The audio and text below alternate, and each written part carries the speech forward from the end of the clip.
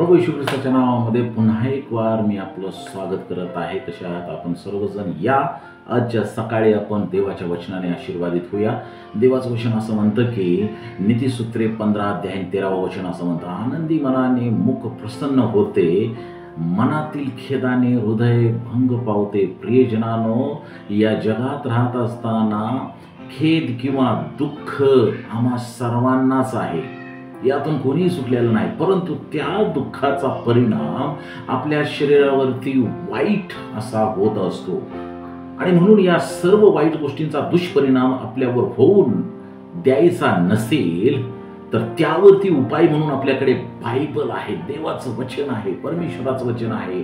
देवाचं वचन जे आपल्याला सांगतं की नीतिसूत्रे 17:22 मध्ये आनंदी हृदय हे उत्कृष्ट औषध होय, खिन्न हृदय हाडे शुष्क करतं।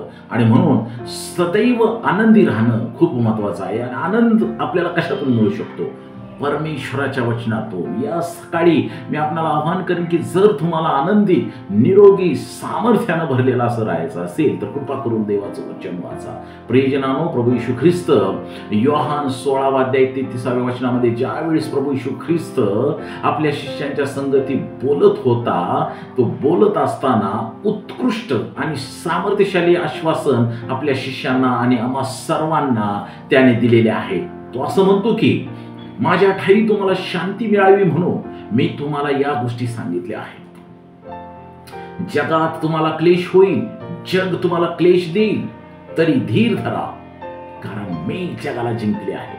होय प्रियजनांनो, माझ्या प्रभू येशू ख्रिस्ताने जगाला जिंकलेला आहे आणि तो विजेता प्रभू येशू ख्रिस्त आपणा सर्वांना आवाहन करतो की तुम्ही आनंदी राहा, कारण जगाला मी जिंकलेला आहे। प्रियजनांनो, या सकाळी मी तुम्हाला आवाहन करेन की कृपा करून आनंदी राहा, बायबल वाचा, मेडिटेशन करा। देव बाप तुम्हाला आशीर्वादित करो। आमच्या चॅनलला जर तुम्ही नवीन असाल तर कृपा करून आमचं चॅनल सबस्क्राईब, लाईक, शेअर करायला विसरू नका। तुमच्या काही कमेंट्स असतील कृपया आम्हाला कळवा, आम्ही तुमच्यासाठी प्रार्थना करू। देव बाप तुम्हाला आशीर्वादित करो। आमेन।